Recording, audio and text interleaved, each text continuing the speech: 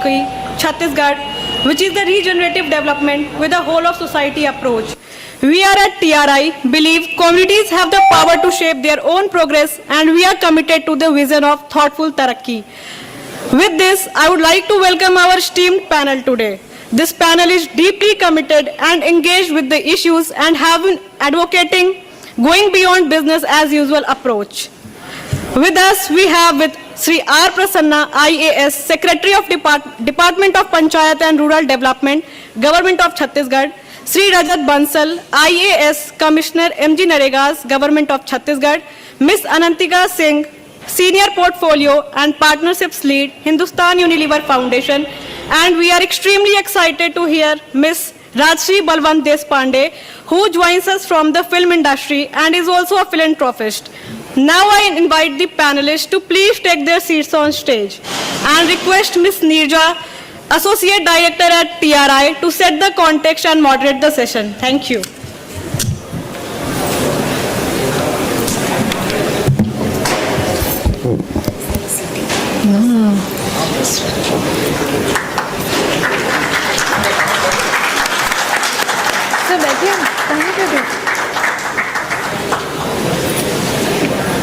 I will join in a bit. I will set the context and I will join.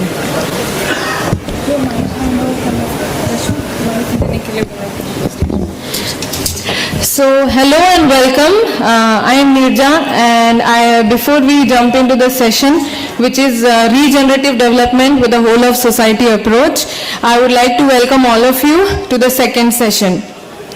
Before we actually get into the session, I will talk a little bit about regenerative development. Regenerative development's genesis has emerged from an ecological perspective. It started with soil and its systems getting diminished, post which it needed a renewed ecosystem with living roots, organic matter, crop cover, tree soil was re-established after regeneration and rejuvenation. Similarly, regenerative ecosystems improve group innovation, productivity, and learning. So instead of trying to absorb risks afterwards, regenerative institutions are solution seeking. They try to eliminate or mitigate risks before they actually happen. The finished product itself is also a renewed and sustainable process and an ecosystem itself.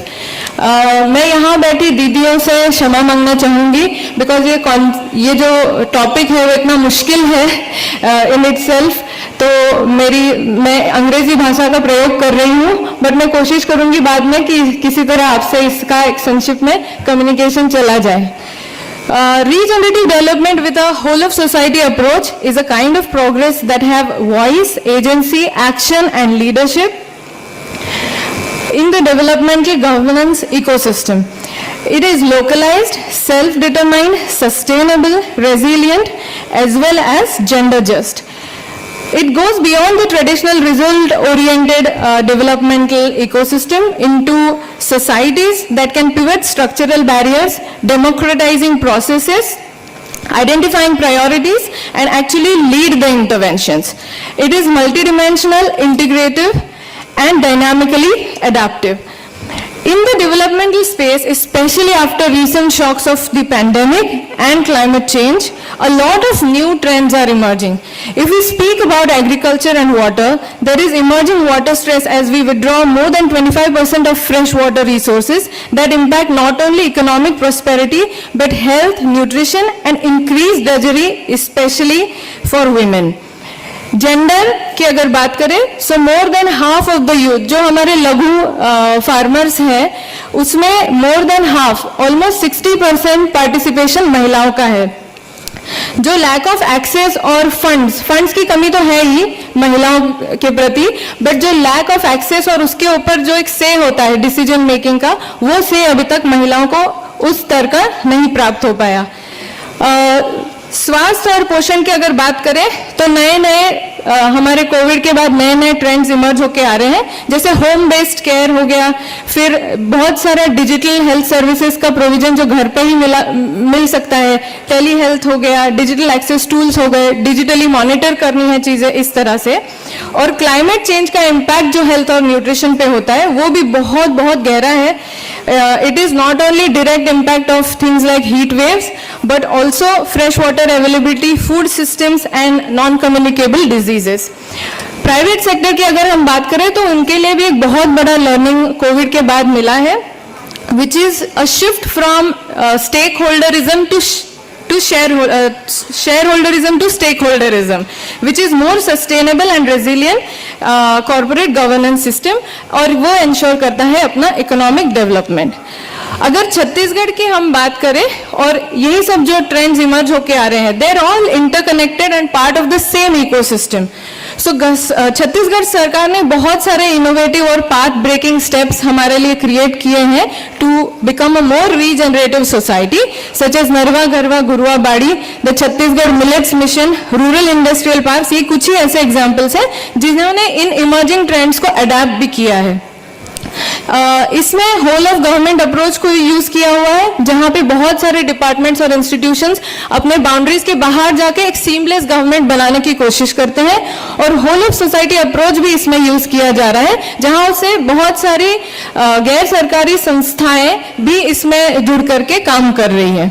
So this has ensured appropriate measures for localized development। जो स्थानीय स्तर पे development होनी है उस पे focus किया जा रहा है, नेचुरल सिस्टम्स पे फोकस किया जा रहा है, और सोसाइटल और इकोलॉजिकल फंक्शंस पे फोकस किया जा रहा है। So taking this forward and in the context of regenerative development for marginalized communities, बस आर्थिक रूप से ही नहीं बट एक पूरे मल्टी डिमेंशनल रूप से डेवलपमेंट को आगे बढ़ाने के लिए आज का हमारा ये डिस्कशन होगा, जिसमें हमारे esteem panellists will deliberate on mechanisms of investments in local communities, institutions and businesses to meet their aspirations, and also how can we build resilient and inclusive infrastructure, public services for a basic dignified life to ensure that जो intergenerational poverty है उसके cycle को हम तोड़ पाए। So I now invite Shri R Prasanna sir for his opening remarks.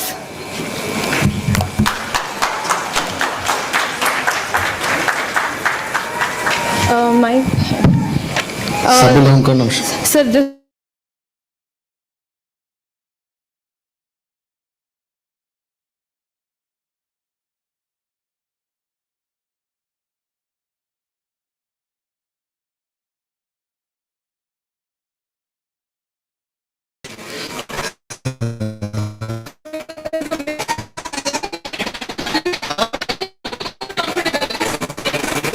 Mix topic है, थोड़ा सा कठिन है, और इसमें भी मिक्स करके बात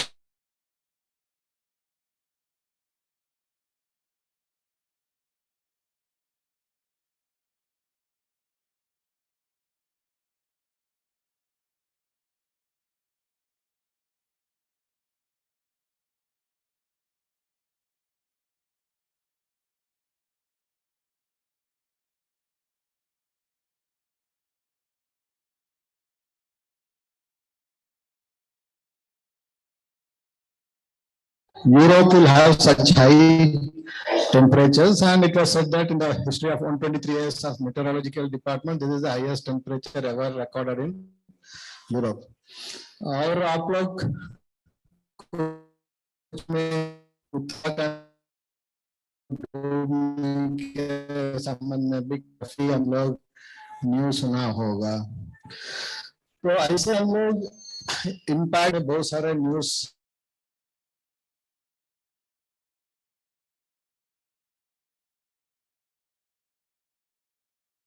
अर्थ स्पिन होता है एक्सिस में, जिसके आधार पर सीजन्स बनता है, वो एक्सिस ही गड़बड़ गया है। It's moving 4 centimeters eastwards, and that study said that it is because of depletion of the groundwater resources which is used for agriculture and other activities. And उसका इम्पैक्ट हम लोग छत्तीसगढ़ को भी देखने के मिल रहा है, बिकॉज सीजन शिफ्ट हो रहा है, गर्मी के समय में बारिश आ रहा है, बारिश के समय में गर्मी आ रहा है, तो समझ में आ रहा है क्या हो रहा है। तो ये सब जब हो रहा है, जब हम लोग sustainable development goals which was started in 1st January of 2016 and we are supposed to achieve SDG targets by 2030, and we are almost on the track of achieving SDGs also. It's not that we are not doing it, but still things are worsening little bit. So when Neeraja and Shirish came to me that we have to talk on regenerative development, to be very frank, I didn't know what is regenerative development at that time. But when I studied, so there's a lots of difference between sustainable development and regenerative development. And I feel that it's high time that we concentrate on regenerative development, because sustainable development, even if we achieve, will net positivity will be zero, because we just want to maintain what is available.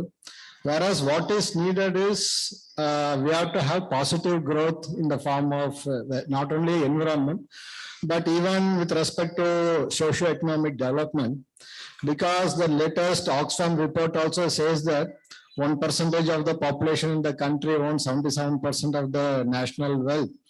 And in the last decade also, the top few percentage, not few percentage, less than a percentage, people have amassed all the wealth.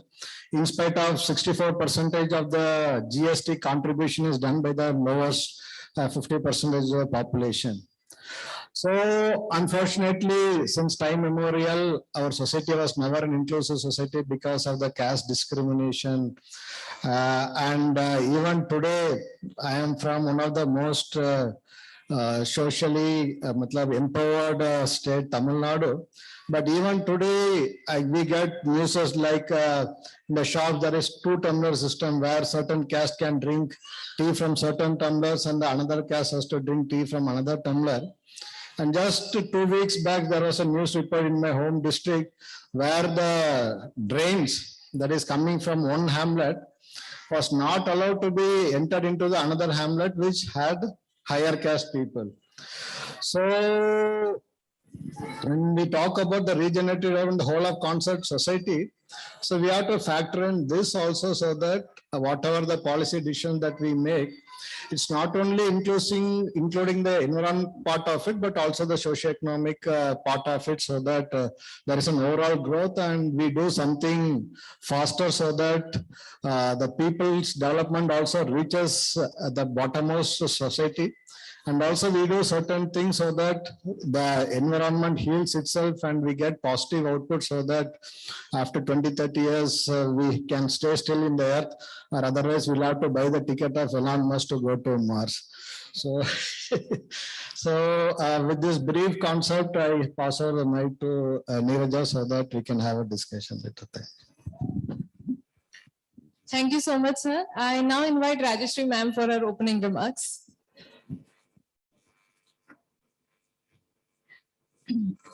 बने बने से का बने बने आवाज नहीं आ रही है। बने बने सब ठीक, कुशल हाल, ठीक है। मेरा नाम राजश्री है। मैं मैं महाराष्ट्र से, महाराष्ट्र के मैं गांव में पली बड़ी हूँ। एक साधारण से घर से आई हूँ।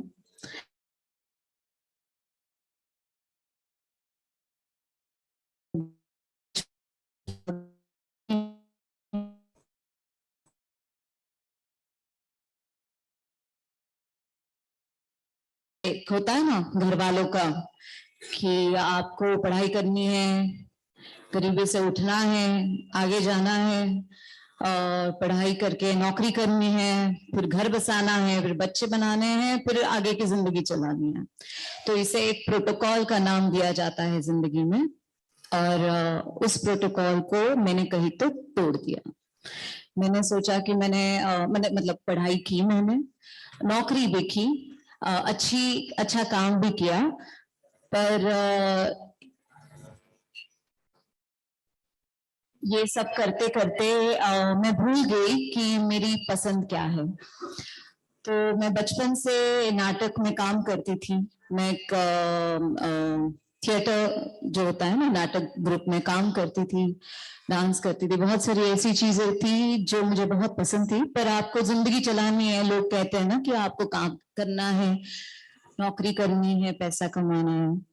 और एक वक्त मैंने ये करने के बाद मैंने सोचा कि मैं खुश नहीं हूँ और मैं सिनेमा की तरफ चली गई, नाटकों की तरह चली गई। और नाटक में काम करते करते, सिनेमा में काम करते करते मैंने ये जाना। और जब आप काम करते हो एक आर्ट फील्ड में, तो आप पुस्तकों का सहारा लेते हो, आप कहानियों को पढ़ते हो, आप मुंशी प्रेमचंद को पढ़ते हो। कितने के लोगों को पता है प्रेमचंद? पता है? गांव में काफी गांव की कहानियां लिखते हैं वो। जैसे परसाई है, आपके यहाँ के छत्तीसगढ़ के विनोद कुमार शुक्ल है, उदय प्रकाश है, ये सारे लोगों ने गांव की कहानियां लिखी है। और इन गांव की कहानियों को लिखते लिखते और उनके किरदार करते करते मैंने ये सोचा कि मैं जिस गांव से आई हूँ, उस गांव की महिलाएं आज भी वही हैं जहां मुंशी प्रेमचंद ने लिखी थी। और मैंने एक फिल्म की थी, उसका नाम था एंग्री इंडियन गॉडेसेस। वो बाहर के एक बड़े देश में, बहुत ही बड़े फेस्टिवल में गई थी। वहां पर रेड कार्पेट पे मैं खड़ी थी और कुछ 100 फोटोग्राफर्स थे, मेरा फोटो ले रहे थे, इंटरव्यू ले रहे थे। और उस वक्त उन्होंने एक ने मुझे पूछा कि आपको क्या लगता है कि समाज में बदलाव आया है? और मेरे पास कहने के लिए अच्छी भी चीजें थी, पर बहुत सी ऐसी चीजें थी जो मुझे लग रहा था कि अभी तक सूझी नहीं है। जैसे मैं आज अभी इन सारी बहनों को सुन रही थी जो गांव से आई है यहाँ पर। उन्होंने ऑफकोर्स पहले कहा कि ये सारी चीजें हुई है, बहुत अच्छी चीजें हुई है। और जब उन्होंने कहा, मॉडरेटर ने पूछा कि प्रॉब्लम्स क्या है, तो हर एक ने अपने अपने एक प्रॉब्लम्स बताए हैं। आज भी हम सुरक्षित नहीं हैं, आज भी हम बहुत सारी ऐसी चीजें हैं जिनसे जूझ रहे हैं और हम उन सोल्यूशन का इंतजार कर रहे हैं।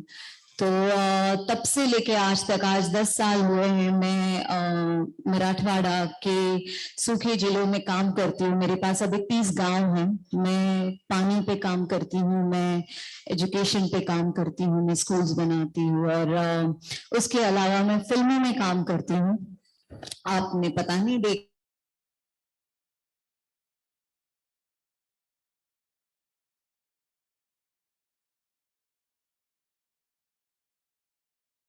प्रेफरेंस देती हूँ। और कमर्शियल में बहुत कम काम किया है मैंने, क्योंकि मुझे अभी तक समझ में नहीं आया है कि वो जो नाचती फिरती लड़की है वो मेरे जैसी नहीं दिखती है, मेरे की लड़कियों जैसी नहीं दिखती है।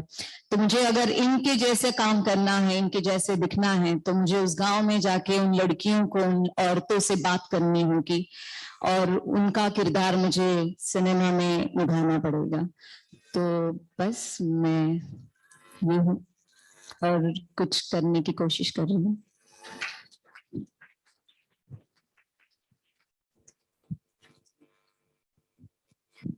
Hello. Yeah, thank you so much, Rajesh ma'am. That was beautiful. I now invite Rajesh sir for his opening remarks. Thank you Prasanna sir, thank you ma'am, आपने इतनी गहराई से अपनी बात रखी। जब हम लोग एंटर कर रहे थे तो बात चल रही थी सपनों की, और क्योंकि ये रूरल डेवलपमेंट पे कॉन्फ्रेंस है तो बहुत इंपॉर्टेंट है कि हम ग्रामीण परिवेश से जो हमारे लोग आए हैं उनको बीच में रखें। तो बात हो रही थी कि अच्छी एजुकेशन, अच्छा हेल्थ, अच्छी व्यवस्थाएं मिल जाएं, ये हमारे सपने हैं। और दूसरी तरफ बात होती है कि किस माध्यम से हम उन सपनों को तक पहुंचे, उन सपनों को साकार करें। क्योंकि क्लियरली जो माध्यम हम अभी अपना रहे हैं, जिस प्रकार का डेवलपमेंट मॉडल हम अभी अपना रहे हैं, तो जैसे सर ने बताया कि क्लाइमेट चेंज एक बहुत बड़ा कंसर्न है, सोशियोलॉजिकल चेंजेस जो इस प्रकार से हो रहे हैं, ये सब हम इरिवर्सिबली हम इन चीजों को डैमेज कर रहे हैं। तो बहुत जरूरी है आज के इस टॉपिक पे अगर हम आए तो ये जो आपने शब्दों का चयन किया है, रीजनरेटिव डेवलपमेंट, ये बहुत जरूरी है आज के समय पे। मैं मानता हूं कि जरूरत इतनी ज्यादा है कि हम लोग कम समझ रहे हैं उसको। तो जैसा कि सर ने बताया, सस्टेनेबल एक चीज होती है कि चीजें चलती रहें, लेकिन कहीं ना कहीं आपको ग्रो भी करना होगा, इस प्रकार से चीजों में आगे बढ़ना होगा कि हम नई चीजों को उगाएं जिससे वो आगे काम आए। तो इस प्रकार का एक रीजनरेटिव डेवलपमेंट मॉडल पे बात करने की बेहद आवश्यकता है, समझने की बेहद आवश्यकता है। हम बातें करते हैं, हम NRLM SLRM के माध्यम से लगातार दीदियों देखते हैं कि पॉजिटिव केस स्टडीज देखते हैं, अलग अलग जिलों में अलग अलग हमारे दीदियों के समूह ने कितना बेहद बेहतरीन काम किया है, बहुत फायदा भी हुआ है, लेकिन उसको रेप्लिकेट करने में कहीं ना कहीं हम अभी भी सीख रहे हैं। तो वो सीखना जरूरी है, ऐसे मिलना जरूरी है, बातें करना इस पे जरूरी है, और साथ में ये समझना जरूरी है कि जो ये माध्यम है इसमें हमको समाज को बीच में रखना है और अर्थव्यवस्था को बीच में रखना है। जब तक हम लोग सिर्फ सरकार या NGO या फिर बेनिफिशियरी की बात करें, उस मॉडल में बात करें, ये कभी नहीं सफल होगा। कहीं ना कहीं हमको सामाजिक जो परिवेश है, जिस परिवेश से हमारी दीदियां आ रही है, उनको समझते हुए, उनकी ज़रूरतों को समझते हुए, जो हमको माध्यम भी बनाने हैं उनकी ज़रूरतों के हिसाब से बनाने हैं, जो कि हम नरेगा जैसी योजनाओं के साथ कर सकते हैं, NRLM जैसी योजनाओं के साथ कर सकते हैं। अभी हमारी स्टेट गवर्नमेंट ने रीपा योजना लाई है, उसका भी यही अर्थ है। और साथ में जो जिस तरह से उनको काम करना है उसमें हमको उनको हैंड होल्डिंग करनी है। वो हमारे जो आधुनिक तकनीक हो, चाहे वो अकाउंटिंग से रिलेटेड हो, चाहे वो साइंस और टेक्नोलॉजी से रिलेटेड हो, वहाँ पर हमको हैंड होल्डिंग करनी है। तो एक दो अलग अलग दुनियाओं को मिलाना है। एक सरकारी दुनिया है जो सरकारी वेशभूषा में काम करती है, अपने माध्यम से काम करती है, और एक जो मार्केट है, कैपिटलिस्ट मार्केट है, जो कि उनका प्रोडक्ट खरीदेगा। कहीं ना कहीं उन दोनों को हम जब कन्वर्ज करके कम्युनिटी को एम्पावर करते हैं, तब जाके उस प्रकार का एक regenerative ecological model, economic model बनेगा, जिससे कि जो आय है वो भी गांव तक जाए और जो पदार्थ है वो भी गांव से निकल करके लोकल जो चीज़ें अवेलेबल हैं उनसे पदार्थ बने, लोकली लोगों तक पहुंचे, और वो अल्टीमेटली जो रूरल इकोनॉमी का जो एक सपना कई दशकों से हमारे देश में बात हो रही है वो साकार होगा।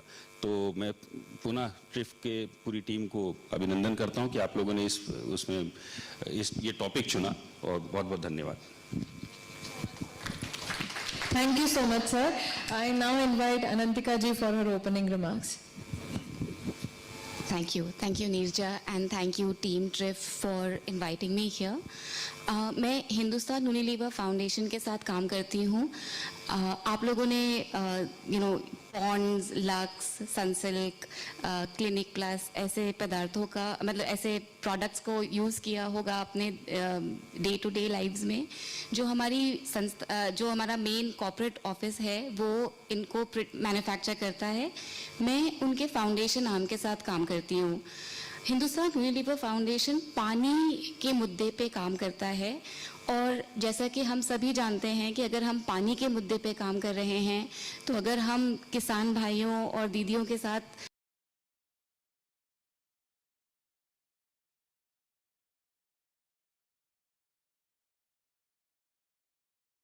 वो खेती और कृषि में हो रहा है।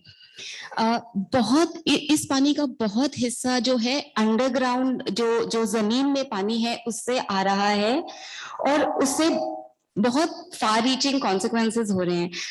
अभी सर ने बात करी क्लाइमेट चेंज की। अगर हम क्लाइमेट चेंज जो वातावरण में बदलाव देख रहे हैं, बारिश का महीना जल्दी आ रहा है, लेट आ रहा है, जब पहले बुआई होती थी उस टाइम बारिश नहीं पड़ रहा, ये सब क्लाइमेट चेंज का एक बहुत बड़ा हिस्सा पानी से से रिलेटेड है, और पानी के मुद्दे को इसीलिए हम इग्नोर नहीं कर सकते। अगेन जो हमारा काम है वो ये है कि हम कैसे कृषि भाई बहनों के साथ काम करें। आई थिंक एक चीज जो हमको समझ आ गई है, और इस बात की समझ काफी हद तक बहुत लोग अब ये समझने लगे हैं कि जो किसानों का सबसे बड़ा एसेट है वो है उनका लैंड और सॉइल, जिसमें आप जिससे आप खेती करते हैं, और कई सालों के एक्सेसिव इनपुट यूज, इसका मतलब है ज्यादा पानी, ज्यादा फर्टिलाइजर, ज्यादा पेस्टिसाइड के कंटिन्यूअस यूज से इसकी जो उपज है, जो हमारे मिट्टी की उपज है वो कम होती जा रही है। और इस करके भी रीजेनरेटिव एग्रीकल्चर, रीजेनरेटिव डेवलपमेंट बहुत इम्पोर्टेंट है, क्योंकि अब समय आ गया है कि हम इस मिट्टी की उपज को बढ़ाएं, अपने लोकल रिसोर्सेज, जैसे कि सर ने कहा, लोकल रिसोर्सेज को यूज करें, इंश्योर करें कि जो न्यूट्रिएंट्स हमारे मिट्टी में कम है उनको वापस डालें, और खेती भी इस तरीके से करें कि हमारी जो सालाना आय है वो तो निकले ही, मगर हर साल जो हमारी मिट्टी की प्रोडक्टिविटी है वो भी इम्प्रूव धीरे धीरे होती जाए। So with that I take a pause, but the conversation will continue. Thank you so much Anantika ji. So conversation को आगे बढ़ाते हुए मैं रजत जी से पहला सवाल पूछना चाहूँगी कि जो हमारे स्मॉल होल्डर फार्मर्स हैं और जिसमें हम देख रहे हैं कि ज़्यादा से ज़्यादा महिलाएं अभी पार्टिसिपेट कर रही हैं, और नरेगा का एक बहुत अभी तक का अचीवमेंट ये रहा है कि बहुत सारे वेजेस हम दे पाए हैं, बट इन महिलाओं के लिए wages do not necessarily translate into wealth. मतलब जो मजदूरी कर रहे हैं वो भी मजदूरी है, मालिक नहीं बन पा रहे हैं। तो उस एस्पेक्ट में एसेटाइजेशन, नरेगा से बहुत सारे assets, community assets, individual assets बनते हैं। सो एसेटाइजेशन एक बहुत बड़ा ड्राइवर है of change in regenerative development. So हम नरेगा से क्या ऐसी चीजें सरकार के थ्रू कर सकते हैं सो दैट इस इकोनॉमिक प्रॉस्पेरिटी की जो पावर है थ्रू एसेटाइजेशन वो हम महिलाओं को दे सकें? बहुत अच्छा सवाल है आपका। अगर हम अपने देश के इतिहास में जाएंगे तो जिस प्रकार से नरेगा या नरेगा जैसी उसकी भी जो प्रिकर्सर योजनाएं थी, कहीं ना कहीं शुरुआत ऐसी हुई कि लोग भूखा ना मरे। तो जब फैमिन था, जब कोई डिजास्टर था, तो उस समय पे अलग अलग सरकारों ने इस प्रकार की योजनाएं लाई कि भाई आप काम करिए और अनाज ले जाइए या एक वेतन ले लीजिए। उसके बाद फिर वो एक नया अलग माइंडसेट आया कि कम से कम एक मिनिमम एम्प्लॉयमेंट हम लोगों को गारंटी कर पाएं। अब जो एक जिस पड़ाव में हम लोग कर रहे हैं, और अब मतलब इस साल नहीं, पिछले कुछ सालों से जो ये चल रहा है, जिस पर्सपेक्टिव से हम लोग योजना को देख रहे हैं और जिस पर्सपेक्टिव से हमारे फील्ड फंक्शनरी काम कर रहे हैं कि कैसे हम जो काम कर रहे हैं, जो वेज जनरेशन करवा रहे हैं, उससे एसेट जो क्रिएट हो वो इस प्रकार से मोनेटाइज हो पाए कि वो रीजनरेटिव डेवलपमेंट ले पाए in terms of economics and in terms of the overall commercial ecosystem of the given place. तो जैसा कि आपने बताया, स्मॉल एंड मार्जिनल फार्मर्स हैं, तो अभी अलग अलग संस्थाओं के माध्यम से कई सारी सिविल सोसाइटी ऑर्गेनाइजेशंस यहाँ भी आई हुई है जो नरेगा सेल के साथ काम करते हैं। इनफैक्ट हम लोग आप ही की संस्था के साथ अभी एक इकोनॉमिक एम्पावरमेंट सेल बना रहे हैं। तो जो अलग अलग प्रयोग होते हैं, जैसे फॉर एग्जांपल कहीं पर भाजी का, एक पर्टिकुलर डिस्ट्रिक्ट में भाजी को लेकर के बहुत अच्छा काम हुआ कि एक पर्टिकुलर संस्था ने उसको प्रमोट किया, प्रमोट करके महिलाओं को ये समझाया कि भाई भाजी उगाएंगे तो उससे ये आय है, और उस इकोसिस्टम में महिला ऑन बोर्ड की। तो कैसे हम उस काम को नरेगा से ले पाएं, कैसे हम आसपास के और गांव में उसको स्केल अप कर पाएं। तो इस प्रकार के पायलट प्रोजेक्ट डिजाइन करके, और अल्टीमेटली जो एसेट नरेगा से क्रिएट हो, इस प्रकार का क्रिएशन होना चाहिए कि वो लाइवलीहुड लिंक्ड हो, और लाइवलीहुड से वो सही मात्रा में तभी लिंक होगा जब प्रोडक्शन भी लिंक्ड होगा और फॉरवर्ड लिंकेज भी लिंक होगी। फॉरवर्ड लिंकेज में जैसे मैडम ने बताया, हिंदुस्तान यूनिलीवर क्यों लेगा हमारे गांव की दीदी का प्रोडक्ट? अल्टीमेटली उसको क्वालिटी चाहिए, और वो क्वालिटी में हमको कहीं ना कहीं मैच करना पड़ेगा, हमको उस मार्केट में आना पड़ेगा। अगर हम ये सोचेंगे कि दीदी ने बनाया उसकी वैल्यू करके कोई एक्स्ट्रा पैसा देगा तो एक समय तक हो सकता है, लेकिन मैं नहीं समझता हूं कि वो सस्टेनेबल है। तो वो क्वालिटी इंश्योर करनी पड़ेगी। दूसरी चीज, क्वालिटी तो हमारी दीदियों के प्रोडक्ट में बहुत अच्छी होती है। एक चीज में जहां पर अभी भी हम लोगों को सीखना है, सीख रहे हैं हम लोग, कि सही समय पे सही मात्रा में वो प्रोडक्ट पहुंचा पाए। वो जो बेंचमार्किंग जो कॉर्पोरेट की दुनिया, जो ये पूरी इंडस्ट्रियलाइज्ड सोसाइटी हमारी कर लेती है, वो पूरा इंडस्ट्रियल सेटअप्स कर लेते हैं, वो हम लोग हमारे स्मॉल और मार्जिनल जो हमारे यहाँ पर जो अलग अलग लिंकेजेस हम लोग करते हैं गांव में अलग अलग एसेट्स के माध्यम से, वो कैसे पहुंच पाए। तो अल्टीमेटली जो आपका प्रश्न था कि छोटे छोटे जमीनों पे भी लैंड डेवलपमेंट के साथ वैल्यू एडिशन के जिस प्रकार के एसेट से हो पाए, उस प्रकार के एसेट हम लोग सैंक्शन करके आगे बढ़ा रहे हैं, और अल्टीमेटली उसमें कम्युनिटी को ही सामने आना है।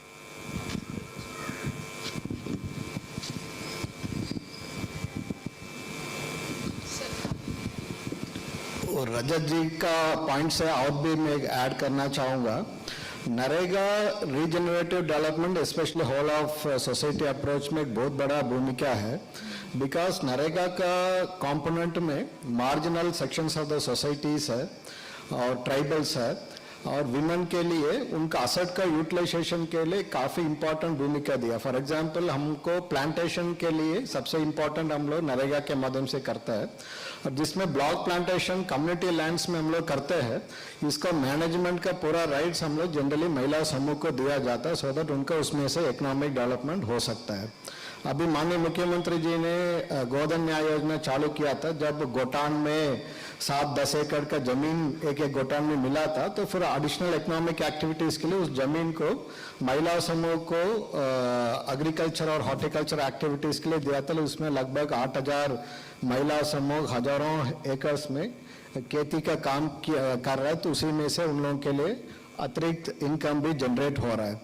ऐसे आपका प्रिमिटिव ट्राइबल ग्रुप्स हम लोग बताते हैं, प्लस अदर ट्राइबल ग्रुप्स है, इनका जमीन को भी नरेगा के माध्यम से डेवलपमेंट करने के लिए प्रावधान है, जिसमें हम लोग फलदार पौधे हो या इरिगेशन स्ट्रक्चर्स हो या लैंड लेवलिंग हो, ये सभी चीज को उनको देखते हुए उनका lowest of the community marginalised communities है, तो उनका असेट को डेवलप करके उस असेट को इकोनॉमिक एक्टिविटी में कन्वर्ट करने के लिए काफी प्रावधान है, और छत्तीसगढ़ में इसमें काफी अच्छा उसको उपयोग किया है। और देश भर में छत्तीसगढ़ का ये मार्जिनलाइज्ड कम्युनिटीज और विमेन के लिए नरेगा के माध्यम से एम्पावरमेंट के लिए एक काफी अच्छा सक्सेस स्टोरी है। Thank you so much, sir. So taking the conversation ahead, my next question is for Anantika ji. हम देखते हैं कि प्राइवेट सेक्टर का रोल काफ़ी इवॉल्व हुआ है। पहले इकोनॉमिक ग्रोथ और उस पर फोकस था, then you started your investments for more ecological और सोशियो इकोनॉमिक प्रोग्रेस के लिए हुआ, and now we are going ahead with partnership mode कि आप एक स्टेक होल्डर भी पूरे डेवलपमेंटल प्रोसेस में बन रहे हो। सो आप as a private sector, coming from the private sector, आप रीजनरेटिव डेवलपमेंट को किस नज़रिए से देखते हैं? What is the nature of investment that is going? That is the first question. And then private sector से हम किस तरह के skills, business processes और funding इस regenerative development के लिए ला सकते हैं? Sure, thanks Neerja. मुझे लगता है ये जो स्पेस है ये एक इवॉल्विंग स्पेस है। Yes, the sector itself has evolved over time. जहाँ से हमने शुरू किया था, जहाँ हम आज आए हैं with vagaries of climate, with climate change, change has become almost an inherent part of the process itself. And ये जो space है, I think regenerative development, it like the colloquy says, every stakeholder के लिए एक distinct role है। अगर हम सरकार की योजनाओं को देखें, चाहे वो नरेगा हो, चाहे वो SRLM हो, NRLM हो, बहुत सारी ऐसी योजनाएं हैं जो कृषि कार्य से जुड़ी हुई हैं। Department of agriculture, department of irrigation, जो स्मॉल मार्जिनल फार्मर्स के साथ जुड़ी हुई हैं। हमारे किसान भाई बहन, आई थिंक आज हमने जब उनके ड्रीम्स के बारे में सुना, उनके चैलेंजेस के बारे में सुना, एक एस्पेक्ट ये भी आया था कि मे बी योजनाएं एग्जिस्ट करती हैं, मगर शायद उन तक उसका इंफॉर्मेशन वहाँ तक नहीं, अवेयरनेस उन योजनाओं के बारे में वहाँ तक अभी नहीं पहुँचा है। अगर हम प्राइवेट सेक्टर का रोल देखें तो अगेन देयर आर 2 या 3 ऐसी चीज़ें हैं जो आई थिंक प्राइवेट सेक्टर का रोल अभी आज के डेट में आ गया है as a core stakeholder in the development process. One, there is immense pressure from stakeholders to be part of this journey. जो sustainable development goals हैं, वो सिर्फ सरकार तक सीमित नहीं है। आज के डेट में प्राइवेट सेक्टर भी उसका भागीदारी है, और अगर आप हमारे एनुअल प्लान्स वगैरह देखें तो उसमें बहुत क्लियरली टारगेट सेट हैं, किस तरीके से हम वो सस्टेनेबल गोल्स की तरफ आगे बढ़ रहे हैं, क्या प्रोग्रेस हो रहा है year on year. I think that is happening. Second is that the sector itself is maturing. अगर हम देखें, जब CSR एक्ट इनैक्ट हुआ था, तब ये सेक्टर थोड़ा नया था, लोगों को शायद सेक्टर की समझ थोड़ी कम थी, मगर जैसे जैसे ये सेक्टर इवॉल्व हुआ है, CSR में इन्वेस्टमेंट्स बढ़े हैं, हम देख रहे हैं कि private sector is also getting a lot of experts as part of their teams. you know, getting a lot of people to guide the process. And आज जिस तरीके का program design हो रहा है with CSR funds is very different from what was happening initially. Even if I talk about HUF, जब हमने शुरू किया था तो large part of our focus was on how do we create structures, but today it's about how do we help communities achieve development goals. So I think there's a ideological shift in terms of what the private sector can bring. I think 4 या 5 चीजें हैं जो that uniquely positions the private sector as a critical stakeholder in this process. The first is this, ये ability to think and plan and have a very target oriented vision, जो अभी civil society में we can see it emerging, but even with communities, we are forcing, जहाँ पे हम काम कर रहे हैं, we're actually nudging our communities to think season to season. इस season में हम क्या कर सकेंगे, अगले season में हम क्या कर सकेंगे. So ये जो target oriented सोच है, I think that is one contribution of the private sector. I think the second is to sharing best practices. हम as a foundation, हम काफ़ी civil societies, काफ़ी communities across the country काम कर रहे हैं, और हर region की जो peculiarities हैं, जो specific contexts हैं, उनके solutions अलग हैं. You have to customize them. उस region में किस चीज़ की ज़रूरत है. So making sure that ये जो learning है एक region से ये दूसरे region तक पहुँचे, I think the private sector is uniquely placed to do that. I think the third is also infusion of expertise. I think हमारे सारे किसान भाई बहन जानते हैं, वो एक traditional तरीके से शायद खेती करते जा रहे हैं, और जब से ग्रीन रेवोल्यूशन हुआ है काफ़ी फोकस रहा है इंटेंसिव इनपुट इंटेंसिव खेती पर, पानी का ज़्यादा इस्तेमाल, हाइब्रिड सीड्स, मगर ब्रिंगिंग एक्सपर्टीज टू से कि इस रीजन का जो सॉइल टाइप है, उसके जो न्यूट्रिएंट्स हैं वो मोर सूटेड हैं किसी क्रॉप के लिए. अगर आप राइस कर रहे हैं फॉर एज एन एग्जाम्पल, तो मिलेट्स भी वहाँ पर हो सकता है, and it can be suitable for the people. So bringing this expertise, and it's not just in agriculture, but how, markets. How do we help communities access markets better? How do we infuse technology? Again, technology can really increase the spread of information. आजकल बहुत apps available हैं जो हमारे किसान भाई बहनों को information देते हैं कि कब बारिश होगी, कब आपको sowing करनी है, कब आपको irrigate करना है. इन तरीके के जो expert inputs हैं, I think the private sector is suited to help bring that. And I think finally it's the investment that the private sector brings is also suppose meant to be catalytic. I think जिस nature का investment सरकार की तरफ से हो रहा है, चाहे वो government programs हो, उस quantum का investment cannot come from the private sector. But what the private sector can really, where the private sector can add value are these things that I just laid out. Thanks. Thank you so much. That was a very wonderful insight from the private sector. I just want to add certain things, sure, or sure. maybe ask question about it. आपको क्या लगता है, आपके पास अभी CSR के support है, आपके पास नरेगा के स्कीम्स है, पंचायत समिति के स्कीम्स है, पॉलिसीज है, आपको लगता है बदलाव हो गया है? आपको क्या लगता है सब कुछ ठीक चल रहा है? आपको क्या लगता है कोविड के दौरान, उसके बाद और आज भी कितनी सारी ऐसी चीज़ें हैं जिस पे बहुत सारा काम हुआ नहीं है, इतनी सारी चीज़ें होने के बावजूद आपको ऐसे नहीं लगता है कि हम कहीं कम पड़ रहे हैं? बराबर है ना? आज भी हम छोटी छोटी से लेके बड़ी सी चीज़ों के ऊपर उलझे हैं, जाति धर्म के नात पे. आज भी हमारे यहाँ पर सूखा है, आज भी यहाँ हमारे गांव में स्कूल नहीं है, हमारे बच्चे आज भी काम पे अलग अलग शहरों पे जाते हैं। तो अभी सबने जो कहा है ये सारी चीज़ें हैं, हो भी रही हैं बहुत सारी जगहों पे, पर एक जो ब्रिज है वो आज भी मिसिंग है, क्योंकि ये सारा होने के बावजूद भी आज भी बहुत ऐसी जगह है वहाँ पर आज भी बदलाव नहीं हुआ है। I agree with you, ma'am, and that's why, it is very important that we get together on platforms like this and discuss a way forward. So my next question to you is for you.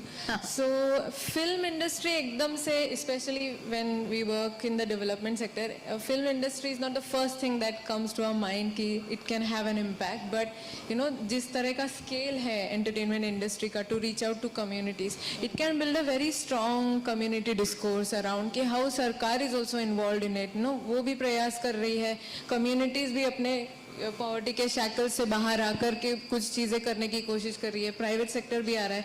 So how do you see the film industry contributing to building this larger discourse और multi dimensional poverty पे, चाहे वो health हो, nutrition हो, climate change हो, बहुत सारे aspects को लेके हम किस तरह से काम कर सकते हैं? हम फिल्में क्यों देखते हैं? आप लोग फिल्में क्यों देखते हैं? कोई तो बताओ. अच्छा, मनोरंजन के लिए. हाँ, तो मनोरंजन के लिए हम देखते हैं, हम जब भी एक सिनेमा देखते हैं जिसमें मनोरंजन हो रहा है, आप खुश होते हो, है ना? आप घर खुशी से जाते हैं. आपने जब भी कोई एक आध ऐसा दुख भरा सीन देखा, कुछ ऐसा देखा जिसमें कुछ घर में सास ससुर की चीजें हो रही है, बहू की चीज हो रही है, तो आपको लगता है कि अरे ये तो मेरे घर में भी हो रहा है ना? आप घर जाके उसके ऊपर बात करते हो. आपकी नायिका अगर दुखी हो रही है तो आप भी दुखी होते हो, वो खुश हो रहे हैं तो आप भी खुश होते हैं. उसने कुछ पाया तो आपको भी लगता है मैंने कुछ पाया है. सिनेमा ये एक बहुत ही इम्पॉर्टेंट चीज़ है. जैसे किताबें हैं उनमें कहानियां हैं, जैसे गाने हैं. आप किसान हैं, किसान कितने लोग हैं कि जो आज भी गाते हैं किसानी करते हुए, कहानियां कहते हैं, चुटकुले कहते हैं, दिन जाता है, खुशी होती है. तो पर सिनेमा में जब भी ऐसे दिखाते हैं, जैसे अभी आप लोग यहाँ छत्तीसगढ़ में सदगति बनी थी, सत्यजीत रे की फिल्म, जिसमें जाति विवाद के ऊपर बातें कही हैं, है ना? बहुत सारी ऐसी है, जैसे बिमल रॉय की 2 बीघा जमीन बनी है, सत्यजीत रे के पाथिर पांचाली बनी है. ऐसी बहुत सारे फिल्म्स बने हैं जिसमें गांव के मुद्दों को लेके बातें हुई है. और इसकी वजह से हमने कहीं ना कहीं तो एक कॉन्वर्सेशन, एक बातचीत शुरू हुई है. जब भी हमने ये सारी चीज़ें देखी है, हमें समझ में आ रहा है कि अच्छा ये तो गलत हो रहा है, ये सही हो रहा है, ये अच्छा है, ये बुरा है. हमने जब देखा कि एक नायिका के लिए, जो हीरोइन होती है, उसके ऊपर अगर कोई अत्याचार हो रहा है, तो हमें समझ में आता है कि अरे ये तो नहीं होना चाहिए. तो सिनेमा जो है वो मनोरंजन के अलावा कहीं ना कहीं तो बदलाव भी लाता है समाज में. पर जैसे कि मैंने कहा कि जैसे CSR का पैसा है, गवर्नमेंट भी है, सिनेमा भी है, सब होने के बावजूद भी बदलाव क्यों नहीं आता है? क्योंकि हम साथ नहीं हैं. हम एक दूसरे की बात सुनने के लिए तैयार नहीं हैं. हमें सिर्फ बोलना है, हमें बैठ के किसी की बात ही नहीं सुननी है. हमें समझना ही नहीं है कि हमने इतनी सारी पॉलिसीज होने के बावजूद भी बदलाव क्यों नहीं आया है. क्यों है गांव में आज भी बच्चे जो स्कूल नहीं जा रहे हैं? हमारे यहाँ पे जो लोग बाहर चले जाते हैं, क्यों हमने अभी तक उनके लिए काम धंधा नहीं किया है? तो सिनेमा भले ही हो, गाने हो, पुस्तकें लिखे हो, ये सब हमने लोगों तक पहुंचाने का एक जरिया है, पर बदलाव के लिए आपको खुद होके खड़े रह के आपको फाइट करना है। आपके लिए कोई और नहीं आएगा। आपको ही बोलना है कि मेरे घर में ये हो रहा है, मेरे पाड़ा में ये हो रहा है, हमारे गांव में ये हो रहा है, तभी बदलाव होगा। आपको ही ब्रिज बनना होगा। कोई भी बाहर का आके उसमें हम सब है आपके लिए, पर अगर आप नहीं खड़े होंगे ना तो कभी बदलाव नहीं आएगा। और आप जो होता है ना कि एक डिपेंडेंसी नहीं होनी चाहिए, कि कोई आके मेरे गांव में आके बदलाव करेगा। कितना भी कुछ भी कहीं भी लिखा हो, आपको जाके पूछना पड़ेगा कि क्यों नहीं हो रहा है। कोई एनजीओ पे डिपेंडेंट नहीं रहना चाहिए, कोई भी इस पे डिपेंडेंट नहीं रहना चाहिए। आपको जाके पूछना चाहिए गवर्नमेंट में कि ये अगर पॉलिसी है, ये अगर सिस्टम है, तो ये क्यों नहीं है हमारे यहाँ पर। तो सवाल करने चाहिए। तो मैं जिस जगह से हूँ, मतलब सिनेमा से, मैंने बहुत सारे देश में गई हूँ मेरी फिल्मों को लेके, पर मुझे ये लगा है कि मैं सिर्फ सिनेमा से बात नहीं कर सकती समाज से। मुझे अगर समाज को बदलना है तो मुझे समाज में जाना पड़ेगा। मुझे वहाँ जाके उन लोगों के जो हालत है, उन लोगों के साथ क्या क्या हो रहा है उसको समझना होगा, और मुझे वो ब्रिज बनना होगा जो इन लोगों तक जाए, उन लोगों तक जाए और इन लोगों को आपके सामने लाए।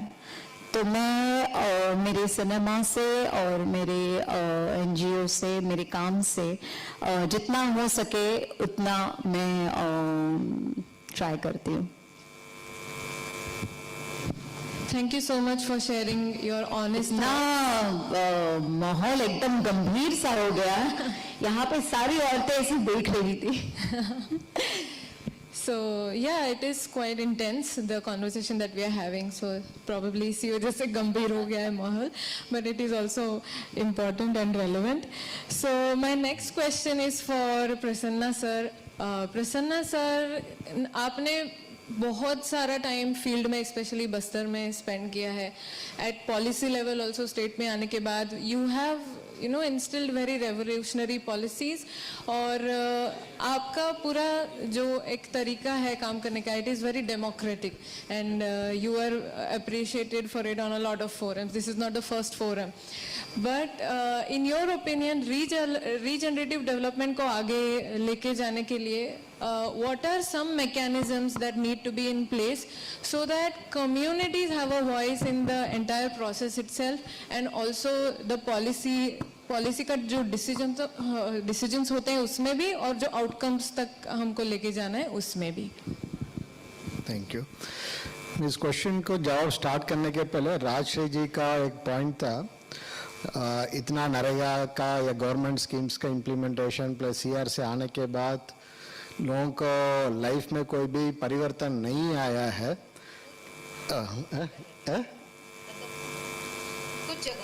कुछ जगह नहीं आया. इसमें मैं बताना चाहूँगा, बिकॉज इन जनरल देखेंगे तो, बिकॉज मेरा स्टार्टिंग में भी मैं बोला था दुनिया बहुत ही खतरनाक फेस में जा रहा है टाइप्स में, लेकिन अच्छी चीज़ भी ये भी है. तो अभी हमारा क्लाइमेट चेंज का सबसे इम्पोर्टेंट रीज़न है डिफॉरेस्टेशन है, लेकिन पिछले 10 वर्ष में हमारा फॉरेस्ट कवर इंडिया का 19% के आसपास था, वो अभी 24% इंक्रीज हुआ है.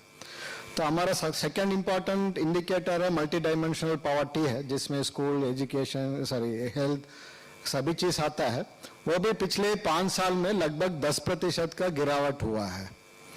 और ऐसे देखेंगे बहुत सारे चीज़ में काफ़ी इम्प्रूवमेंट आ रहा है. और हमारा सस्टेनेबल डेवलपमेंट गोल्स भी है, इंडिया का बहुत सारे पैरामीटर्स है, 2030 के पहले ही हम लोग अचीव करने का चांसेस है. और मैं छत्तीसगढ़ के परिप्रेक्ष्य में देखा हूं तो अभी बहुत सारे लोग मेरे ख्याल से दंतेवाड़ा, नारायणपुर से आया है. मैं सबसे पहले बार नारायणपुर का ओरछा है, नारायणपुर से कोई है कि ओरछा नारायणपुर से, तो 2005 में मैं ओरछा गया था. ठीक है. और अभी 2 साल पहले भी मैं ओरछा गया था. ठीक है. ओरछा के अंदर का गांव में तो ज़्यादा परिवर्तन नहीं आया है, लेकिन ओरछा तक जाने वाला रास्ते के गांव है, या मैं बीजापुर में देखा हूँ 2005 का बीजापुर और आज का बीजापुर, काफी चेंजेस आया है। ठीक है, तो बीजापुर या ओरछा रायपुर टाइप तो डेवलपमेंट नहीं आया है, लेकिन धीरे धीरे डेवलपमेंट हो रहा है। लेकिन हमारा डेवलपमेंट का पेस है वो हमारा एक्सपेक्टेशन से तुलना में काफी कम है। हम लोग मान लो इस लेवल में पहुंचने के लिए सोच रहे हैं, हम लोग इस लेवल में पहुंचा है। उसका एक इम्पॉर्टेंट कारण हमारा पॉपुलेशन है, पूरा दुनिया का सबसे ज्यादा पॉपुलेशन तो हमारा पास है, और हमारा हिस्टोरिकल लेगेसी, हमारा कल्चरल सिस्टम्स है, हिस्ट्री है, वो सभी के बाद भी हमारा डेवलपमेंट हो रहा है। लेकिन इस डेवलपमेंट और तेजी से जाना है। इसमें जैसे राष्ट्रीय ने बताया था, इसमें हम हर व्यक्ति का भूमिका इम्पोर्टेंट है, और नीरजा जी ने भी बताया था, तो डेमोक्रेटाइजेशन ऑफ डेवलपमेंट है। तो हमको डेवलपमेंट करना है, स्पेशली रीजनरेटिव डेवलपमेंट का हम बात कर रहा है, तो कम्युनिटी का पार्टिसिपेशन काफी इम्पोर्टेंट है। लेकिन अभी हमारा पंचायत राज सिस्टम आने के बाद हम बहुत सारे अधिकार ग्राम सभा को दिया हुआ है, और आज कोई भी शासकीय योजना का अनुमोदन करना है, बेनिफिशियरीज का सिलेक्शन करना है, प्रोजेक्ट सैंक्शन शुरू करना है, तो ग्राम सभा का अनुमोदन अनिवार्य है। लेकिन अभी इधर कितने लोग आप लोग आया है गांव से, इसमें कितने लोग आप लोगों का ग्राम सभा में अटेंड करता है, तो वो पूछना पड़ेगा। बिकॉज पूरा स्टेट का डाटा है, ऑन एन एवरेज एक ग्राम सभा में 15-20 लोग जाते हैं, लेकिन एक ग्राम सभा का कोरम मतलब उस गांव में 18 साल के ऊपर वाला देखेंगे तो मिनिमम 400-500 लोग छोटा गांव में भी रहता है। तो हम हमारा ग्राम सभा में जिसका आपको अधिकार दिया हर चीज का निर्णय लेने के लिए हम लोग जा नहीं रहे। तो आपको जैसे राशि ने बताया, तो उसी टाइप में आपको इन्वॉल्वमेंट होके आप इसमें काम करेंगे, बिकॉज पैसा है, स्कीम्स है, सब चीज है, आपको उसको आइडेंटिफाई करके उसको डेवलपमेंट करना है। बट जहां तक होल ऑफ सोसाइटी का अप्रोच है, वो सबसे कठिन चीज है। बिकॉज फॉर एग्जाम्पल गवर्नमेंट में काम करना एक बहुत ही टिपिकल चीज है। मैं 1 महीने पहले तक के लिए हेल्थ सेक्रेटरी रहा हूं, ठीक है, तो वो हेल्थ सेक्रेटरी में इतना बीमारी है उतना ही योजना है, ठीक है, और हर योजना में बहुत पैसा है, बहुत चीज मिलता है। लेकिन फॉर एग्जाम्पल लैब टेक्नीशियन है, ठीक है, मान लो मलेरिया योजना के तहत में एक लैब टेक्नीशियन एक हॉस्पिटल में भर्ती किया है। हमारा CMHO का हम लोग रिव्यू में लेते, सर तुम्हारा TB में काम क्यों नहीं हो रहा है? वो बोलता है सर हमारा पास लैब टेक्नीशियन नहीं है। तो बोलता है तो तुम्हारा तो उसी हॉस्पिटल के लिए तो हम तो लेप्रेसी प्रोग्राम से लैब टेक्नीशियन दिया था। हाँ सर आप दिया है, बट वो लेप्रेसी के लैब टेक्नीशियन है, वो लेप्रेसी के ही काम देखेगा, उनके पास पेशेंट नहीं आएंगे तो भी TB के काम देखेगा नहीं, ठीक है। वो छोड़ दो, अभी मैं रूरल डेवलपमेंट डिपार्टमेंट के HOD हूँ, ठीक है, मेरा पास 5-6 डायरेक्टर्स है, 5-6 बड़े बड़े स्कीम है, ठीक है। भारत सरकार बोलते हैं दोनों स्कीम्स मिला के काम करना है, लेकिन जब स्वीकृति करने के लिए आता है तो एक HOD बोलते हैं सर मैं तो उनका काम तो सैंक्शन नहीं करूंगा, ठीक है। हम एक बार किया तो सलाह दोनों HOD को चेंज कर लो, तो ये HOD उधर गया, वो बोलता है सर अभी मैं सैंक्शन नहीं करूंगा ठीक है। तो इतना तो छोड़ दो, जनरली ऊपर लेवल में जैसे जैसे सीनियरिटी बढ़ते जाएंगे, तो जैसे रजत हम लोग अभी एक ही ऑफिस में है, तो अभी हम रोज बैठते हैं, लेकिन जब वो सेक्रेटरी बन जाएगा, मैं भी सेक्रेटरी, हम लोग ठीक है गप मारने के लिए ऑफिस के बाहर तो मिलता है, लेकिन ऑफिस के काम के लिए बात नहीं करते हैं। तो होल ऑफ सोसाइटी अप्रोच करना है, तो हमको हम दोनों को बात करने के लिए कैटलिस्ट का जरूरत पड़ता है। वो जनरली NGO से CSO से वो लोग आएंगे, तो ऐसे कॉन्फ्रेंस करेंगे, तो हम लोग आके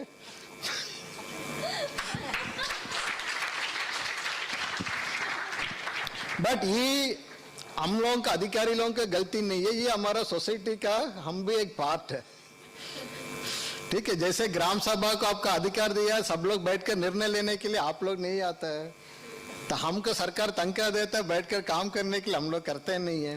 लेकिन हम आज सब लोग मिलकर काम नहीं करेंगे, अभी हम लोग भी लगभग सभी लोग तो यंग उम्र ही है, तो हमको और 20-25 साल तो मिनिमम तो जीना ही है, प्लस हमारा बच्चे लोग जब आएंगे तो ये दुनिया काफी कठिन फेस में जाएगा।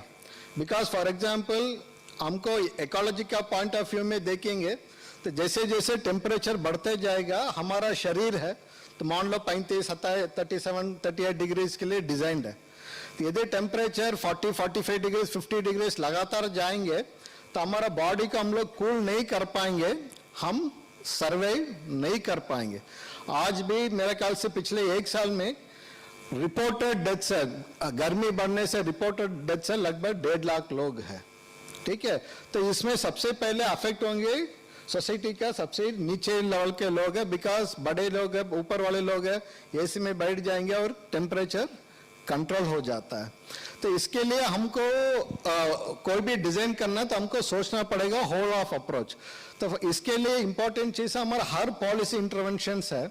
तो जैसे फॉर एग्जांपल आज मैं एक नया स्कीम डिजाइन कर रहा हूं, तो मेरे को 2-3 चेकलिस्ट होना चाहिए। हाँ भाई बहुत सारा चेकलिस्ट है, उसमें 2-3 प्रमुख चेकलिस्ट होना चाहिए। For example whether this policy intervention helps in regenerative development. मान लो मैं कोई भी एक इंटरवेंशन लगा रहा हूं तो उसमें से पोल्यूशन कम हो रहा है, पोल्यूशन कम हो रहा है वो सस्टेनेबल डेवलपमेंट है, लेकिन पोल्यूशन इंप्रूव हो रहा है तो रीजनरेटिव डेवलपमेंट है। ठीक है, तो ऐसे मेरा कोई भी डिजाइन होगा तो उसमें से सोसाइटी के मतलब एनवायरनमेंट के लिए पॉजिटिव इम्पैक्ट क्या है। तो मान लो फॉर एग्जांपल मैं नरेगा में एक काम सैंक्शन कर रहा हूं, उस सैंक्शन से क्या उधर का पानी का लेवल बढ़ रहा है, उधर का ऑक्सीजन का लेवल बढ़ रहा है, उस टाइप ऑफ हमको डिजाइन में ही एक करना पड़ेगा, सो दैट हमारा कोई भी पॉलिसी इंटरवेंशन होगा तो हो फ्यूचर के लिए पॉजिटिव नेट इम्पैक्ट करने के लिए वो काम आ सकता है। तो इस टाइप ऑफ हमको पॉलिसी लेवल का इंटरवेंशन का एक चीज जरूरत है। और दूसरा है वॉट एवर, जैसे प्राइवेट सेक्टर है काफी इंपॉर्टेंट रोल है उनका हमारे देश का डेवलपमेंट के लिए, और वो सरकार से आगे रहता है, लेकिन private sector is not panacea for all the evils, and private sector has its own pushes and pulls because they work for profit. The government also has an important role in partnering with private sector to put the private sector in the places where there is a need. And जैसे film industry है उसका भी काफी important एक role है, because for example America हम लोग सब लोग जो सोचते हैं बहुत बड़ा देश है, ठीक है, बड़ा देश तो है ही है, लेकिन कोई भी इंडिविजुअल पैरामीटर्स देखेंगे डिफेंस सेक्टर के छोड़कर, there are many other countries which are much better than America, लेकिन अमेरिका करके स्पेशली इंडियंस है पूरा भागेंगे तो अमेरिका ही भागते हैं, बिकॉज हॉलीवुड का सबसे बड़ा इम्पैक्ट है जिसका हमारा दिमाग में घुसा हुआ है। तो ऐसा हमको कोई भी पॉजिटिव इम्पैक्ट करना है तो हमको मीडिया एक सबसे बड़ा चीज है। ठीक है, मीडिया में भी काफी गलतियां होता, कभी कभार सीरियल को देखेंगे कोई परिवार रहेगा ही नहीं है, बट वो छोड़ देना, लेकिन पॉजिटिव इम्पैक्ट्स भी उसमें काफी रहता है। बट आज सोशल मीडिया एक बहुत बड़ा ऊपर के ऊपर आ रहा है, बिकॉज मेन स्ट्रीम मीडिया आजकल कुछ भी कारण से थोड़ा सा ज्यादा बात नहीं कर पा रहा है, लेकिन सोशल मीडिया ज्यादा बात कर पा रहा, बिकॉज हर व्यक्ति के पास पावर है। आज जिसके पास मोबाइल फोन है और डाटा है वो बड़ा आदमी है, एक यूट्यूब में डाल दिया है तो काम हो गया है। अभी एक जज ने बेचारे लेटर लिखा था तो सोशल मीडिया तो ऐसा तैसा कर दिया है। तो हमारा पास अभी सभी साधन निकल के आ रहा है, थिंग्स इंप्रूव होते जा रहा है। पहले कोई एनवायरनमेंट के बारे में बात ही नहीं करता था, आज एनवायरनमेंट में इंप्रूवमेंट हो रहा है।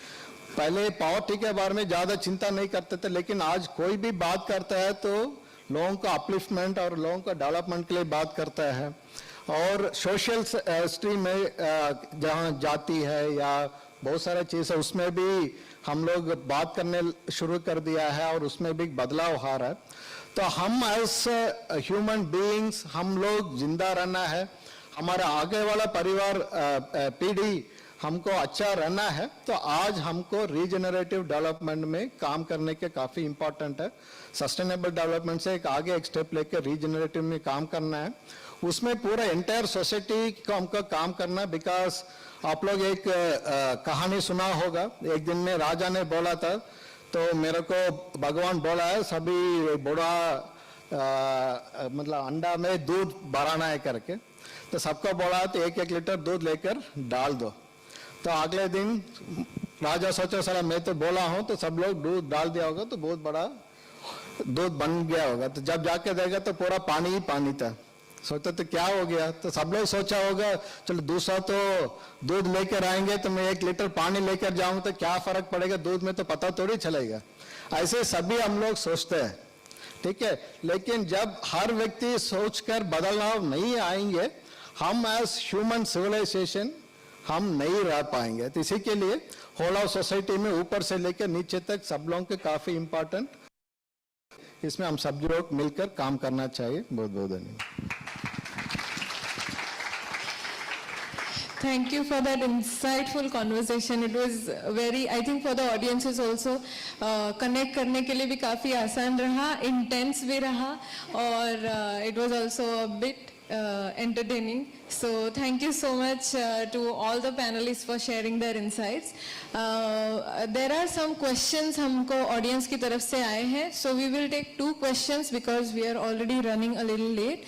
So I will read out the questions. The panelists please take up for the answers. So our first question is, what is more important, taking regenerative actions of an individual level or large scale change could be brought only by taking big level changes at a large scale? Question किसका? It's open to all the panelists. नहीं, इसमें देखो सबसे पहले हर व्यक्ति को उनका roles and responsibilities को समझकर काम करना है। बिकॉज सभी लोग सोचते हैं तो सरकार हर चीज करेगा, सरकार आपका ही एक रिफ्लेक्शन है, आप जैसे है तो ऐसा ही तो सरकार भी है, ठीक है। तो हम हर व्यक्ति जब हमको मालूम है तो इस करने से नुकसान होगा, इस करने से अच्छा होगा, तो वो जब तक हम हमारा रोल्स एंड रिस्पॉन्सिबिलिटी को एक्सेप्ट नहीं करेंगे और हम उसको चेंज नहीं ले पाएंगे। तो पहले बड़े बड़े सोशल रिफॉर्मर्स भी रहा है, जैसे महाराष्ट्र से है तो फूले जी है, अंबेडकर जी है, मैं तमिलनाडु से हूँ, पेरियार हो, वो लोग हमारे समुदाय में बदलाव लेने के लिए काफी मेहनत किया था, उनका पूरा जिंदगी इसके लिए दिया था। लेकिन एक व्यक्ति उतना मेहनत करने से ठीक है उसका इम्पैक्ट रहेगा जब तक सभी लोग उसका अर्थ को अंडरस्टैंड करके, सभी लोग हम लोग सोचते हैं तो अच्छा है, अच्छा है, ठीक है। मान लो हम बोलते हैं तो पानी को ऐसा पीना है, कोल्ड ड्रिंक्स का पीना अच्छा नहीं, हम लोग बोलते हैं हाँ कोल्ड ड्रिंक्स अच्छा नहीं है, लेकिन जब हम लोग पीने के लिए टाइम आया है तो कोल्ड ड्रिंक्स पीते हैं, ठीक है। तो हमारा पास सोच अच्छा है, करने के लिए इंटरेस्ट है, लेकिन उसका इम्प्लीमेंटेशन जब करने के लिए आता है हम सोचते हैं तो पहले दूसरा करें और उसके बाद हम सोचेंगे, लेकिन हमको पहले हमारा से शुरू करना चाहिए, दूसरे को हाथ दिखाने के पहले। मैंने एक नेटफ्लिक्स के लिए शो किया है, उसका नाम है ट्रायल बाय फायर। ये कहानी सच्ची घटनाओं पर है। 25 साल पहले, मतलब 1997 में दिल्ली में एक सिनेमा हॉल में आग लगी थी, उसमें 59 लोग मर गए थे और वो आग से नहीं मरे, वो धुएं से मरे थे। तो उसमें काफ़ी सारे जो लोग थे, उनकी फैमिली में से एक फैमिली थे, उनका नाम था नीलम कृष्णमूर्ति और शेखर कृष्णमूर्ति। तो नीलम ने और शेखर ने एक टीम बनाई लोगों की, जिन्होंने अपने बच्चे गंवाए थे उसमें, क्योंकि नीलम ने 2 बच्चे उसमें गंवाए थे उसके, एक बेटा और एक बेटी।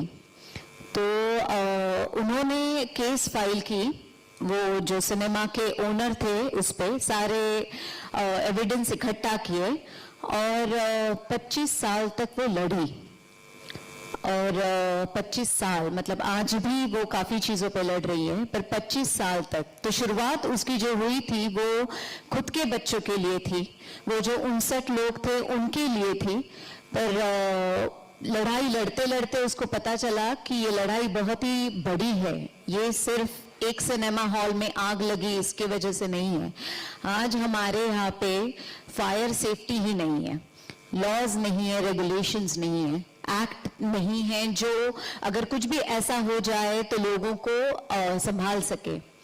उसमें दोषियों को क्या मिलता है, अच्छा आप पैसा दे दो।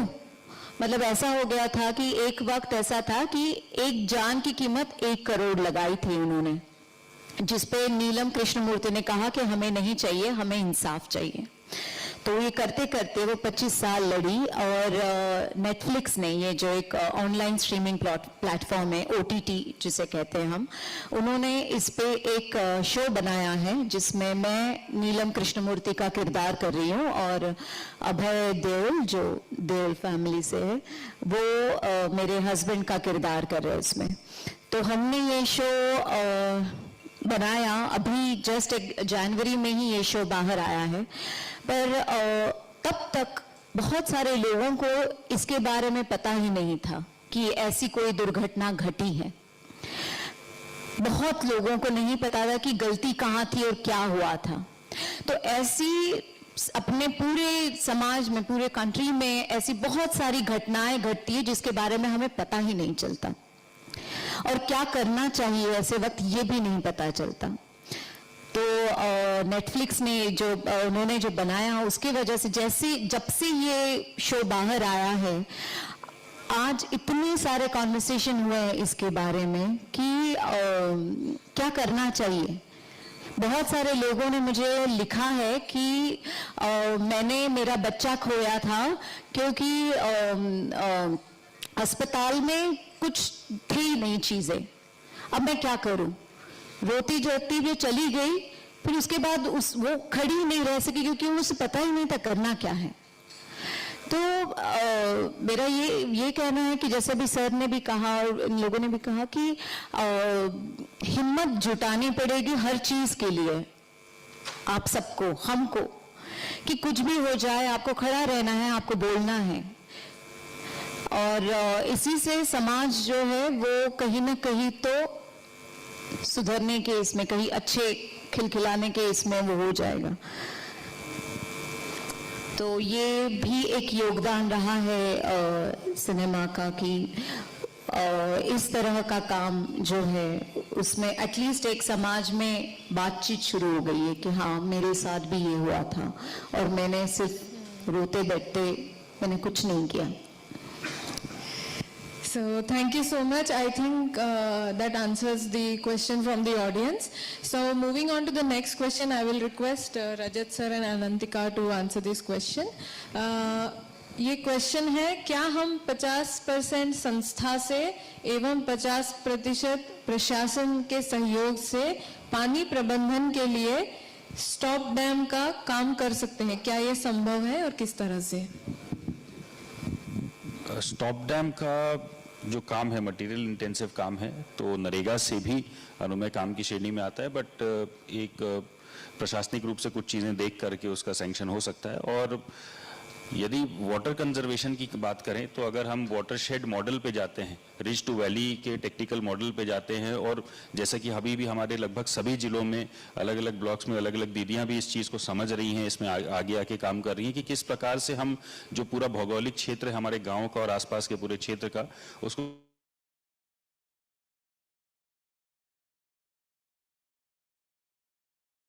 तो सिविल सोसाइटी के कुछ लोग आते थे बाहर से, वो पढ़ाते थे। आज की डेट में हमारे गांव की दीदियां बहुत अच्छे से प्लान करके ऐसे मॉडल्स में छोटे छोटे इंटरवेंशन से वाटर कंजर्वेशन का काम, पानी को रोक करके उसको भूमि को संवर्धित करने का काम कर रही हैं। तो स्टॉप डैम एक एग्जाम्पल है एक बड़े स्ट्रक्चर का, उसमें हमको देखना जरूरी है कि वो स्ट्रक्चर वास्तव में उसका इम्पैक्ट आएगा कि नहीं, वो सारी चीजें स्टडी करनी जरूरी है। लेकिन स्टॉप डैम के अलावा भी छत्तीसगढ़ में जिस प्रकार से नरुआ का जो काम चल रहा है, ये भी बताता है कि छोटे छोटे स्ट्रक्चर्स ज्यादा उपयोगी होते हैं, कई बार ज्यादा प्रभावी होते हैं पानी संबंधित जितने संवर्धन का काम होता है उसको लेके।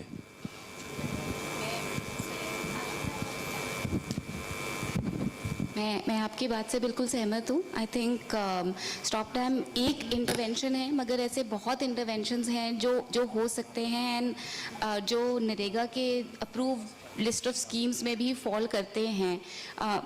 You know, so and Ridge to Valley is one example, but yes, I think जो बात शायद समझने की है कि क्या स्टॉप डैम उस रीजन के लिए अप्रोप्रिएट इंटरवेंशन है। इसका मतलब है कि क्या वहाँ पे कुछ और हो सकता है, क्या वहाँ पे नाला का काम हो सकता है, क्या वो इन द ओवरऑल प्लान क्या वो सही इंटरवेंशन है जो जिस प्रॉब्लम को हम सॉल्व करने की कोशिश कर रहे हैं वो करने के लिए। But other than that I think जो सर ने बोला वो completely agree with that. Thanks. मैं रजत साहब का पॉइंट से और एक पॉइंट ऐड करना चाहूँगा. तो आपका क्वेश्चन स्पेसिफिक है, तो मान लो हमको एक स्टॉप डैम करना है तो 50% राशि नरेगा से और 50% राशि आपके राशि से कर सकते हैं क्या? बिल्कुल कर सकता है. बट ये जैसे साहब ने बताया तो ये मटेरियल इंटेंसिव काम होने के कारण हम लोग ज्यादा नरेगा से नहीं कर पाता है. लेकिन यदि आपका अन्य कोई मदद, जैसे ट्राइबल वेलफेयर डिपार्टमेंट का फंड है, उसमें भी इरिगेशन स्ट्रक्चर्स अलाउड है, इरिगेशन डिपार्टमेंट का फंड है या विधायक या सांसद निधि है, उसमें से 50% का राशि आप मटेरियल कंपोनेंट में लेकर आएंगे और बाकी भी लेबर का कंपोनेंट 15-20% प्लस कुछ मटेरियल कंपोनेंट नरेगा से करना, वो भी संभव है. दूसरा, आपके पास मूलभूत योजना या 15 वित्त आयोग और अन्य योजना का पैसा ग्राम पंचायत को मिलता है, उस पैसा को आप डालना चाहेंगे तो उसमें भी संभव है. और तीसरा, एक योजना प्लानिंग डिपार्टमेंट के पास था, आजकल है या नहीं है पता नहीं है, तो उसमें जन भागीदारी योजना करके है. उसमें आप लोग ग्राम पंचायत या आपका कोई इंडिविजुअल कोई भी हिस्सा पैसा आप एक काम के लिए देंगे, उतना ही राशि शासन उसको दे सकता है. बट आजकल वो योजना है या बंद हो गया, मेरे को आइडिया नहीं है. यदि इधर कोई भी सरपंच या कोई जनप्रतिनिधि आया होगा, स्पेशली पंचायत राज संस्थान का है, अभी चौथा वित्त आयोग का अभी चल रहा है, तो उसका रिपोर्ट अगले 3-4 महीने में आने का है. यदि आप लोग पंचायत प्रतिनिधि लोग, आप लोग चौथा वित्त आयोग का अध्यक्ष से मिलकर, उसमें आपका पंचायत का अभी डेलीगेशन ऑफ पैसा में 6.91% पंचायत राज संस्थान को देने का है, वो 7 कितना भी प्रतिशत देंगे, उस राशि में से 5% या 1% उस राशि को जन भागीदारी के लिए रख सकता है, सो दैट वो पैसा आपके पास आ जाएगा. आप उसको किस योजना के साथ कन्वर्जेंस करके करा सकता है तो आप लोग सोच सकता है. बिकॉज आगे वाला समय हर काम ग्राम पंचायत और ग्राम सभा के अनुमोदन से होना है और आपका GPDP के माध्यम से ही होना है. तो इसी के लिए आप जितने योजना को ज्यादा से ज्यादा कन्वर्जेंस के माध्यम से आप करेंगे तो आपके गांव में ज्यादा से ज्यादा काम हो सकता है.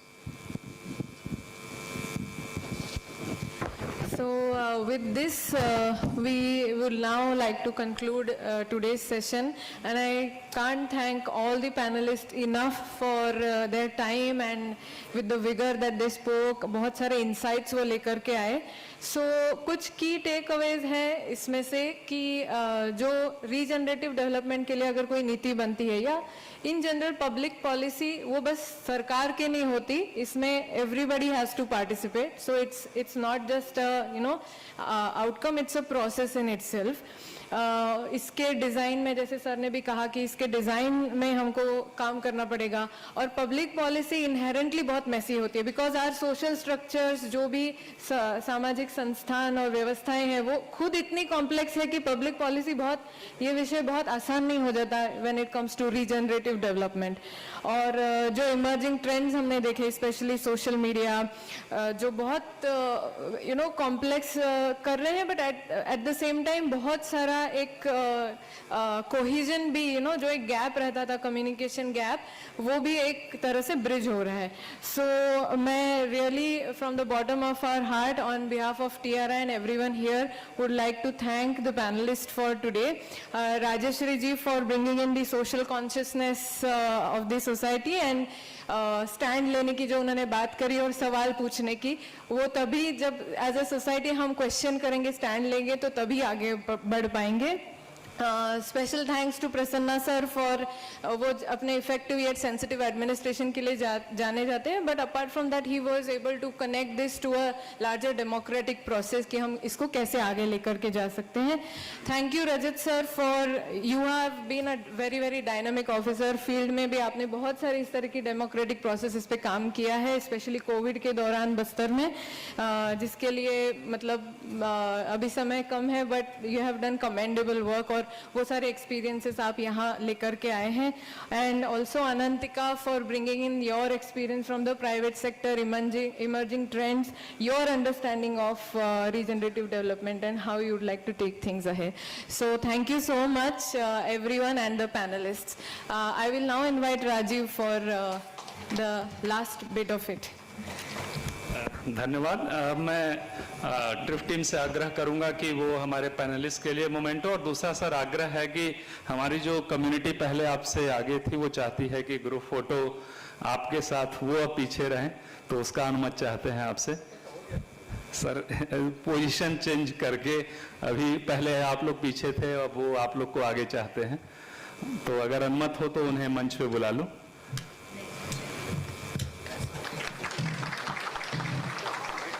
मैं मोमेंटो के लिए आग्रह करूंगा कि हमारे गांव से आए हुए सभी युवा, परिवार, समुदाय से जनप्रतिनिधि, और मैं ट्रिप से एमडी श्री अनीश जी को भी आग्रह करूंगा कि वो भी मंच पे आएं और प्रतिनिधियों को मोमेंटो देंगे।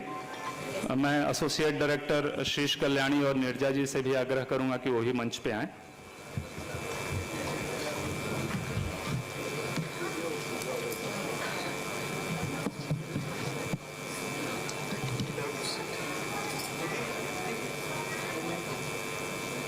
मैं पुनः आग्रह करूंगा पद्मिनी मैम से और मंजीत मैम से कि आप भी ग्रुप फोटोग्राफ के लिए फिर से मंच पे आ जाएं। Alice ma'am.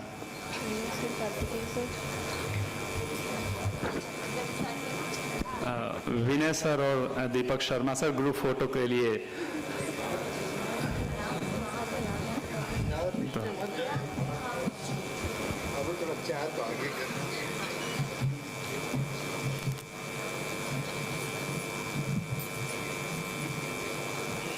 प्रोफेसर ब्राह्मे सर से भी निवेदन है कि प्लीज ग्रुप फोटोग्राफी के लिए आ जाएं।